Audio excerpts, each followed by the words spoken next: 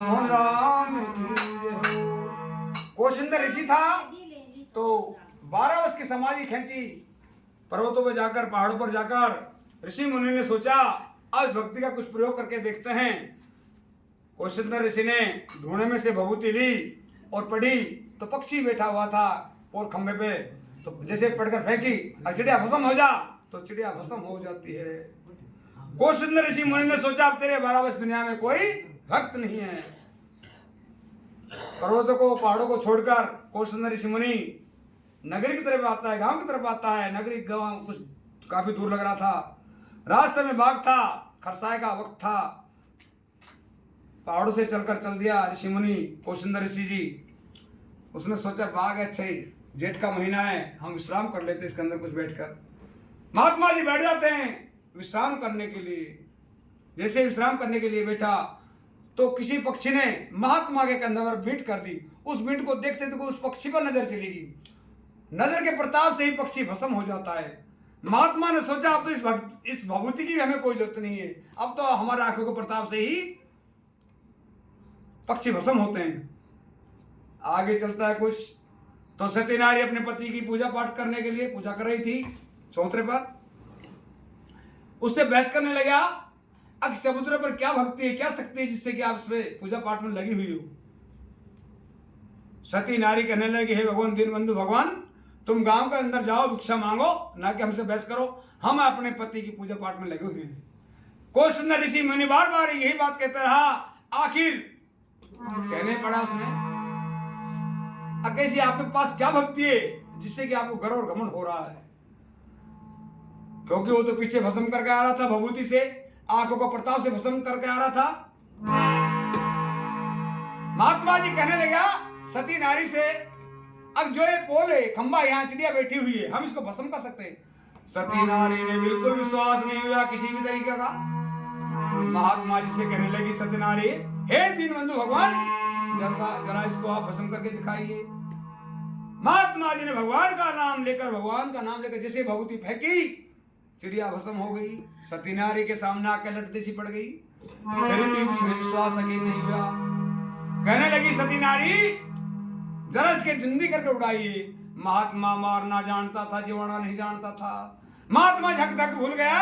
अब सती नारी ने तो तुम अटका दिया, लेकिन उस दीनबंधु को भगवान का तपस्या करी हुई थी, इस पर विश्वास करा हुआ था, वही भभूति ली। चिड़िया जिंदी हो जा, जिंदी होकर उड़ने लगी चिड़िया। महात्मा जी ने सोचा अब तो इस दुनिया में तू बहुत बड़ा भक्त है, तू संसार को मार भी सकता है, जीवा भी सकता है, प्राणी को, जीव को।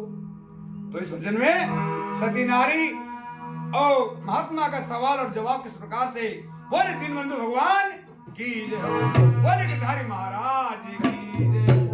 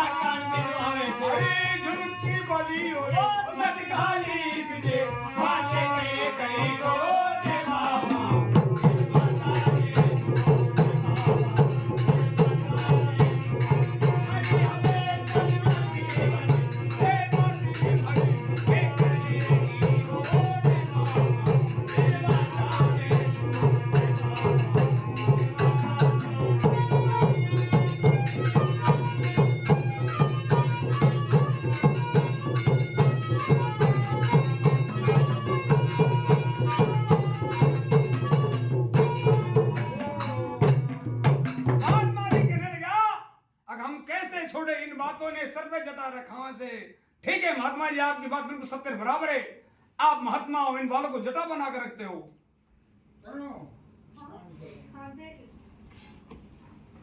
आप महात्मा हो, दीनबंधु भगवान हो, इन बालों को आप जटा बना कर रखते हो। हम नारी, हम इन बालों को साफ सुथरा संवार कर रखते हैं। महात्मा जी कहने लगा, हमारे कानों मुद्रा पड़ी है, हम दोनों कान फड़ाओ से। ठीक है महात्मा जी, सिर्फ तुम कान फड़वाओ सो, हम तुमसे एक पेंट ऊपर है, तुम कान फड़वाओ सो, हम नाक कान बिंदुओं से, झुमकी बाली नथ घाली, हम यहाँ से गदवाल, यहाँ से गदवाल, यहाँ से गदवाले, आप हमारे क्या हुड़ करोगे।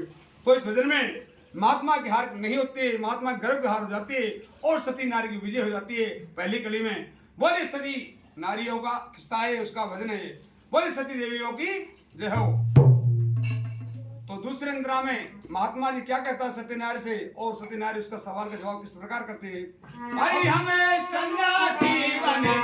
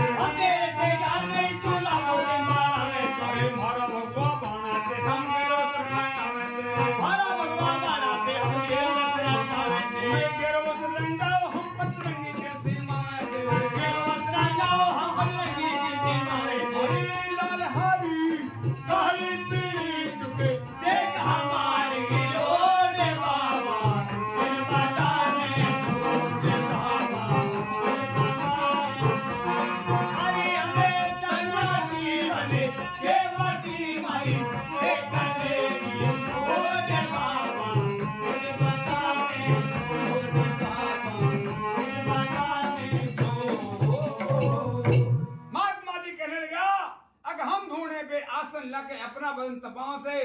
ठीक है महात्मा जी, आप 5 वर्ष की, 7 वर्ष की, 12 वर्ष की समाधि कर सकते हो। सती नारी कहने लगी, जब तक कि हमारी सांसें हैं, जब तक कि हमारी जिंदगी है, हम अपने बच्चों को लालन पोषण करने के लिए 2 चूल्हे में घुसकर खाना पकाते हैं, एक हमारी घोर तपस्या है। महात्मा जी हक तक भूल गया। अब सती नारी सवाल का जवाब करती आ रही है, अब सती नारी हर सवाल का जवाब करती आ रही है। फिर महात्मा जी कहने लगा, अब हम धोने पासन लेके अपना बदन तपाओं से, हम तेरे से घाट नहीं चूल्हा देव टाइम बढ़ाओं से, मारा भगवा बाणा से, हम गैरो वस्त्र रंगाओं से। ठीक है महात्मा जी, आप लाल पीले रंग के वस्त्र पहनते हो, तुम गैरो वस्त्र रंगाओ, हम पचरंगी तीर सीमाओं से, लाल हरी काली पीली टुक देख हमारी ओर। और बाबा इन बातों ने तू छोड़ के नगरी के अंदर जा और भिक्षा मांग, हम सती नारी हैं, हम आपके चक्कर में नहीं आने वाले।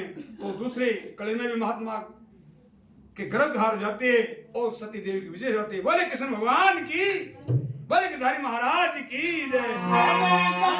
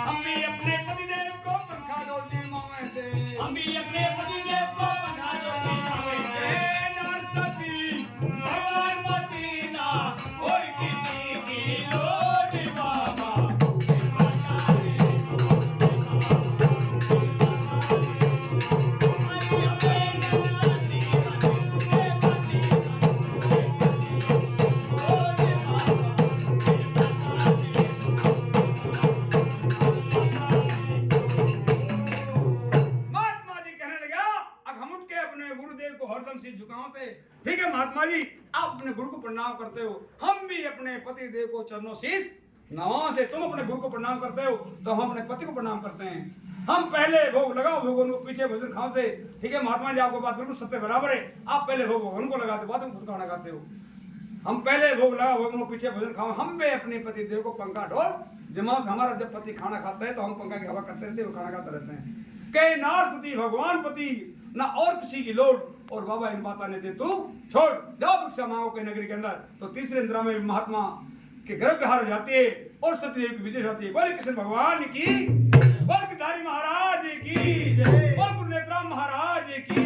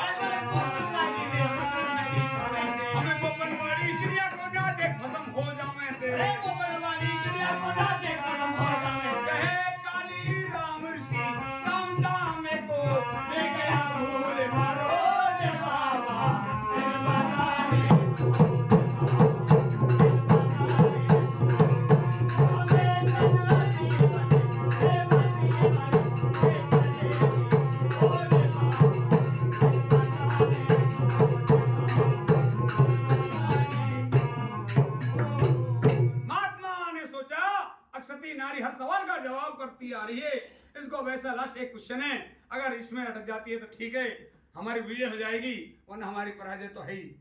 महात्मा जी कहने लगा, अब हमने चेले कर रहा के हम इनसे टहल कराते हैं। हे महात्मा क्यों पागल हो रहा है? क्या ये चेला कुछ तेरे फूफे कैसे लाया था? हम जैसी नारी नहीं होती तो कहां से उत्पन्न होते, कहां से पैदा होते? महात्मा जी हक तक भूल गया और सत्यनारायण ने सवाल का जवाब कर दिया। ये चेले तो हमने जन्म इनको जन्म दिलावा से अड़क दड़क बोलने लगी, ले परचो तुम्हें दिखावा से हम वो चिड़िया नहीं है जिससे आप भभूति पढ़ रहे हो। समझ जा, जिंदे हो जा, हम नारी हैं, सती देवी हैं। बोलिए सती देवियों की जय हो, विवाह मोहन राम की जय हो, बोल गिरधारी महाराज की जय हो। भाई साहब बहुत चाय बना ले, चाय बना चुप